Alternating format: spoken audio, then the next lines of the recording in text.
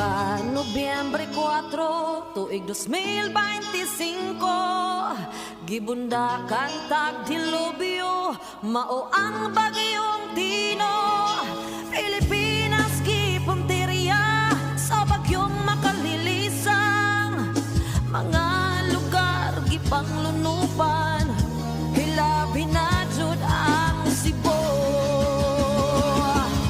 Baha nga dili mabangbang, mga balay ipanglunupan, pobre man o adunahan sa bagyo ay nakasagang.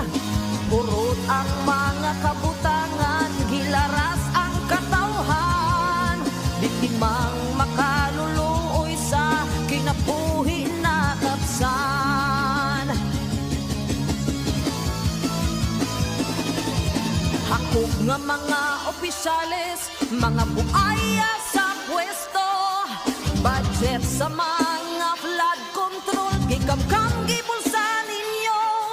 Mga ultimo gaantos, pero nagpahayahay-ram mo. Mga dagway ninyo kay Diablo, mga demonyong politiko. Nganong wala man mo'y isaw, perting hiluman ninyo. Gasigil at imbestiga, mga oplok sa Senado. Kaklaro na sa ebidensya, pero puta pangulra mo. Wa pa dyo'y usangan na priso, balaod nga way ayo.